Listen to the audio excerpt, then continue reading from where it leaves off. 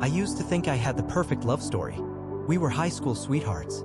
Met when we were both just 17, awkward, innocent, and full of dreams.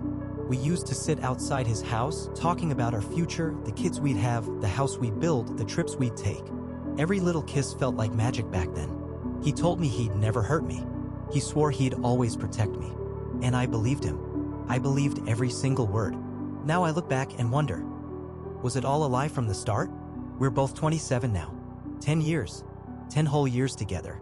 We have a 7-year-old son. I'm 9 months pregnant with our second child. From the outside, it looks like a beautiful life. But behind that Instagram perfect smile, there's a story of betrayal, pain, and a level of emotional damage I wouldn't wish on anyone. You see, what most people don't know is that my husband is a serial cheater. Not once, not twice, but over a dozen times, and that's just what I know of. I found out about the first girl 3 years into our relationship. He swore it was a mistake. He cried. He promised it would never happen again. I forgave him. I was young and naive, thinking love could fix everything. Then came the second girl, the third, the fourth. Each time I told myself it was the last, but the apologies kept coming, and so did the lies. The cheating wasn't just emotional, it was physical, dangerous. At one point, he gave me a sexually transmitted infection. I got so sick, I ended up in the hospital for a week.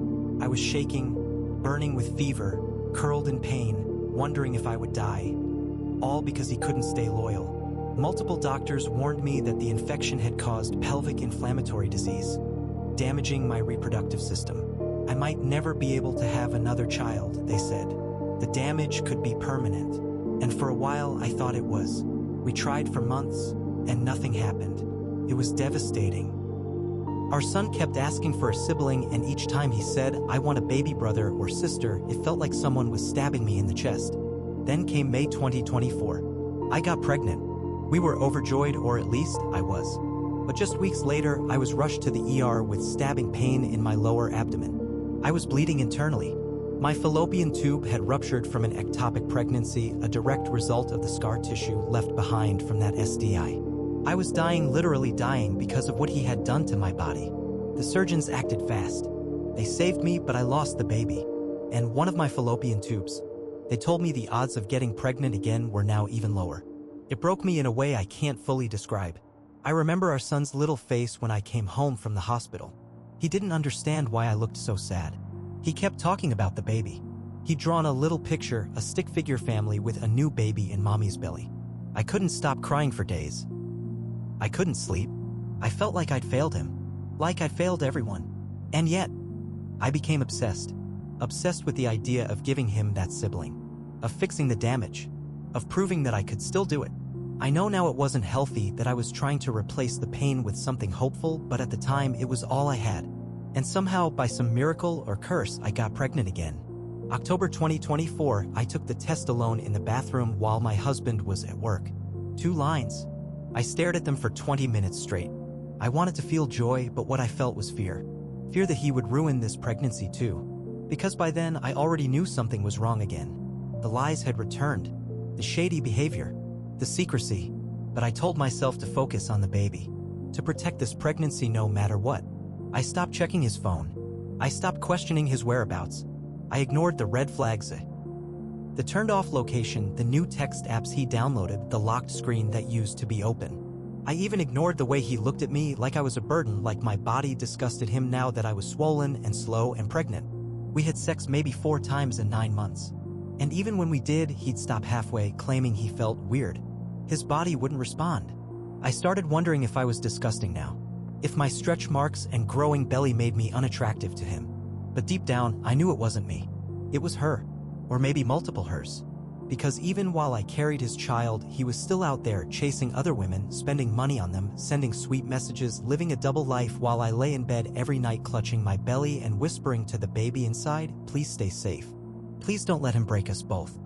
It was supposed to be a special weekend, our son's birthday. He'd been counting down for weeks, asking if he'd get a superhero cake and if Daddy would be there the whole day. I told him yes, of course. What else could I say? I didn't know that behind my back, his father was planning a secret getaway. Not with his family, but with another woman. They met at work.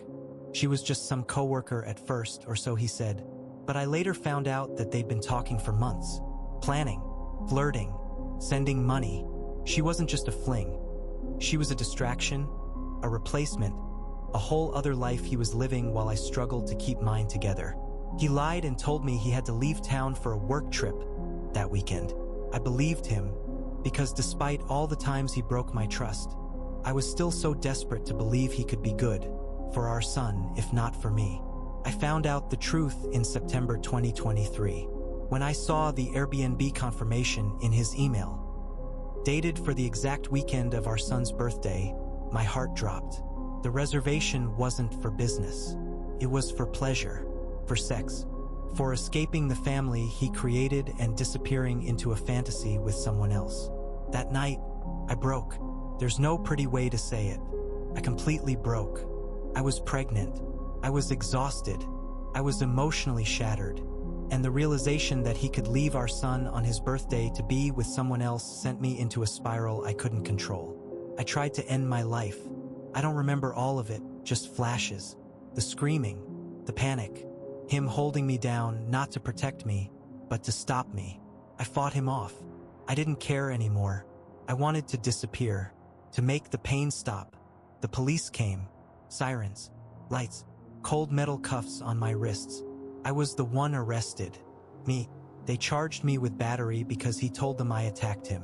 He left out the part where I was trying to die, that I was drowning in betrayal and just wanted to escape. And after all that, we still got back together. Why? Because I had no one else. No parents I could run to. No friends who could take me in. My mom is sick with MS. My grandmother is elderly. My dad is a ghost. And I was pregnant.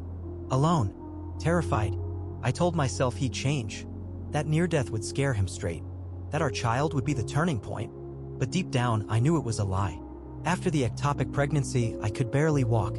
I was recovering from surgery, physically and mentally shattered. And even then, I found emails on his phone. Multiple emails to the same woman sent from different accounts. Fake names. Burner accounts. He was chasing her. Still, when I confronted him, he spun a story so bizarre I almost laughed. He claimed she had gotten into the company system and found my number. That she was harassing him. That he was the victim now. But I knew better. Because he was still sending her money. Not much. Just enough to keep the thread alive. Just enough to show that he still cared. That she still had his attention. While I lay in bed, high risk and vulnerable, he was out there playing house with a stranger. And that's when things started getting weird. There was a car. A black-tinted SUV that parked outside my house. I noticed it more than once. Always quiet. Always still. And always gone by the time I tried to get a plate. It wasn't paranoia. One day, I left with my son in the back seat and the car followed me. I called him, panicking. He told me to drive to the nearest police station, said it was probably nothing, maybe a coincidence. But he didn't sound surprised. He didn't sound concerned. And the car turned off just before I reached the station. I was being watched, stalked, threatened, and I'm more than sure it was her. I started getting texts, random numbers, a message on Instagram, a fake email. They all had the same tone, mocking, taunting, cruel. One called me an idiot for staying with him. Another hinted at knowing where I lived. But what got me most was that they confirmed my worst fear. That this wasn't over. That she was still in the picture. I looked at his face differently after that. I saw the lies even when he was silent. He wouldn't touch me anymore. And when he did, it felt forced. He'd pull away mid-sex, blame my body, say he was uncomfortable. But the truth? He was giving himself to someone else. And I was just the woman carrying his child. He always leaves at 3 a.m. He says it's for work, something about early shifts and morning prep. I never liked it, but what could I say? We needed the income. I was on FMLA, 9 months pregnant, barely able to walk from the pain some days. So I tried to trust him. I needed to trust him. But deep down, my instincts were screaming. It was 4 a.m. I woke up clutching my belly, sharp pain ripping through me. It wasn't regular contractions, but it was enough to worry me. I reached for my phone and called him once, then again. No answer. Panic set in. I texted him. Nothing. Checked his location on Find My iPhone. Location not found. My heart dropped into my stomach. It was happening again. He was hiding. He had turned it off. That's when I opened the iCloud dashboard and marked his phone as lost, not because it was lost, but because it would ping its last known location. And there it was. An apartment complex. Not his workplace. Not a gas station. Not a Starbucks. A residential building. I froze. This was it. This was the moment my world crashed for the final time. I took screenshots. The address. The exact pin location. The time. Everything. Then I grabbed my keys and ran to the car, barefoot, still in pajamas, 9 months pregnant, panicking. My son was asleep at home with my grandma. I didn't care. I had to get there. I had to catch him. My hands were shaking so bad I could barely hold the wheel. The apartment was 20 minutes away, but I wasn't fast enough. By the time I arrived, his location moved to his work. I missed him by minutes. I watched that little blue dot on the screen move in real time, tracing the route from the apartment to his job. I knew what that meant. He had spent the early morning hours in her bed, in her apartment, before going in to clock into work like nothing ever happened. I called again. This time he answered. I said nothing at first. Just breathed. Rage and nausea bubbled inside me. My hands were clenched so tight on the steering wheel that my knuckles were white. He sounded normal. Casual. Hey babe, I just got to work. I said, so you fell asleep in your car again? He hesitated. Yeah. I was tired. Why? I said nothing. Just send him the screenshots. His phone. His Apple Watch. Both pinged at that same apartment at 4:12 a.m. He went silent. Then came the lie like always. He said she emailed me yesterday through my work email. Said you were harassing her. Said she had screenshots of things you've been sending. I went to her apartment to tell her to stop before she goes to HR. I almost laughed. Harassing her? Me? I've never contacted this woman. Not once. Never sent her anything. Never messaged her. My Instagram is public. My Facebook too. If she had pictures of us, of me, of my belly, it's because she was watching me, not the other way around. But now he was flipping the script, painting himself as the man just trying to keep the peace. Trying to prevent drama. Sitting in her apartment in the dark, alone with her, to protect his job? It was the dumbest lie he'd ever told, and that's saying a lot. And still, he stuck to it. He said it wasn't what I thought. That nothing happened. That he didn't cheat. That he was just there to talk. That he fell asleep on her couch. Like that somehow made it better. I was so disgusted I could barely breathe. I told him the truth. I was in pain. I thought I was going into labor. I tried to call you. You were with her. He had no response. Just silence. And it was in that silence that I realized something I'd been avoiding for far too long. He will never stop. He looked me in the eye that night, hours later when he got home, and lied again. Said she manipulated him. Said she threatened him. Said she kept contacting him. But the messages I saw, the money he sent her, the location logs, that wasn't manipulation. That was choice. He chose to be with her. He chose to lie to me. He chose to risk my health, my pregnancy, and my sanity over and over. And maybe worst of all, he tried to gaslight me out of the truth. After that night, after the apartment, the tracking, the lies, my body gave up. The stress, the screaming, the panic attacks. It all pushed me into early labor. Contractions started fast and hard. I remember holding onto the kitchen counter, gripping it so tightly my fingernails broke. I couldn't stop shaking. I wasn't ready, not emotionally, not physically. My body was going into survival mode while my mind was still trapped in denial. He drove me to the hospital. Not a word was spoken the whole way. He didn't even reach for my hand. I sat there in the passenger seat, contractions ripping through my spine, and all I could think about was her. Was he texting her? Thinking of her? Did she even know I was in labor? And worse, did she care more than he did? We got to the hospital and I tried to focus on the baby. I tried to breathe through it. But even in the delivery room, I felt alone. Not just physically. I felt like the man who was supposed to support me was emotionally checked out. Like his body was there, but his heart was still at that apartment. He didn't look at me the way he used to. He didn't say, "You're doing great," or "I love you." His face looked distant, almost annoyed, like being there was an obligation, not a choice. And in between the contractions, I stared at the wall, blinking away the tears and repeating in my head, "You have no one. He's all you have. You can't afford to fall apart now." I delivered our child in silence. He held the baby like a stranger. I held the baby like my life depended on it because in many ways it did. And then came the real collapse. Postpartum hit me like a truck. The exhaustion, the bleeding, the pain, but worst of all, the paranoia. I didn't trust him. I couldn't sleep because I was sure he'd sneak out again. I couldn't close my eyes without thinking of her laughing at me from behind a screen. He stopped touching me entirely.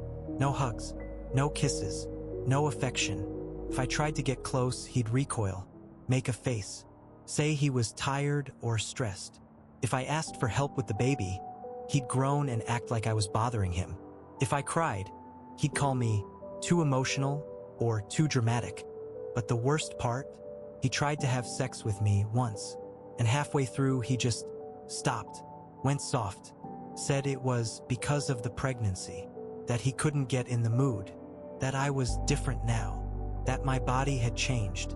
I rolled over, heartbroken, trying not to scream, not because of rejection, but because I knew he was lying. I saw him on his phone constantly, late nights in the bathroom, turning his location on and off again, deleting apps, hiding texts, getting aggressive when I asked innocent questions, snapping when I asked who he was talking to. He was cheating again, or still, or always. I felt like a ghost, a used-up shell, like my only purpose was to raise the kids while he lived a second life behind my back. And then the messages started again. A text from a random number, a fake email. This time, the woman wasn't just mocking me, she was taunting me, saying things like, "Still playing house with a man who doesn't love you? He was with me again last night. He tells me everything you say." I couldn't take it. I started checking the windows, watching cars outside, triple locking the doors. Every time my phone buzzed, I jumped.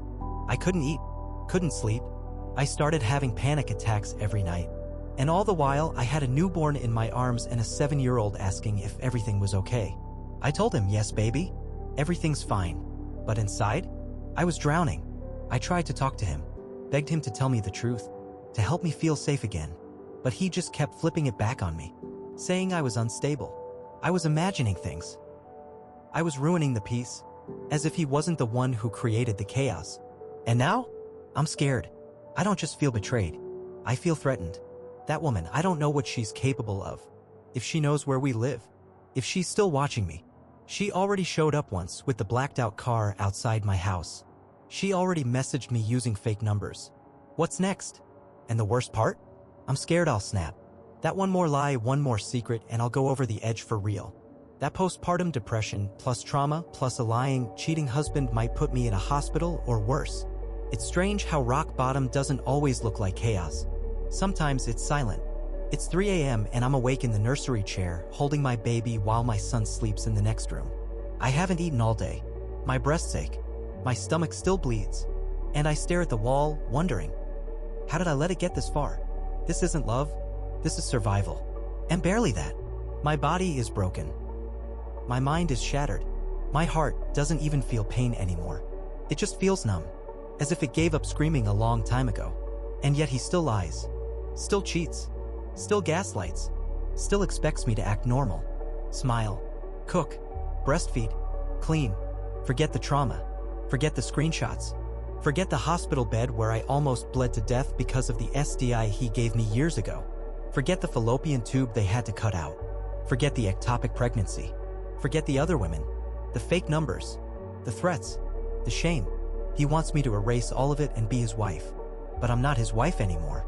I'm his hostage, a prisoner of a life that's killing me slowly, quietly, efficiently. There are moments when I catch myself planning my escape. I think, how much money do I need to leave? Can I find a shelter for women? Can I get a lawyer while on maternity leave? Who will help me pack if he gets violent? Can I get full custody of the kids? And then fear creeps in again. Not fear of being alone, I've been alone this whole time. No, it's the fear of what he'll do when he realizes I'm serious.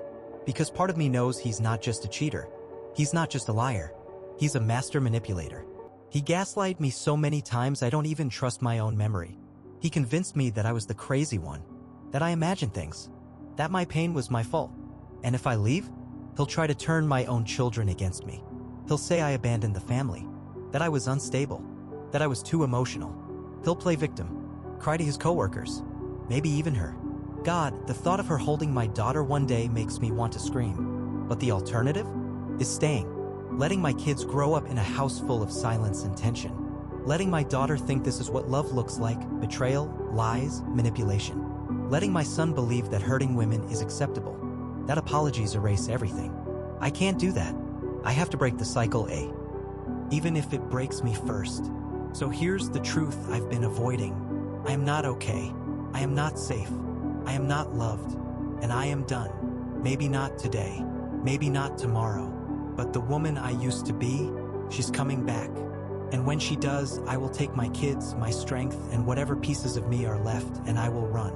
He doesn't know it yet, but the next time he lies, the next time he sneaks out, the next time he blames me for the disaster he created, it will be the last time.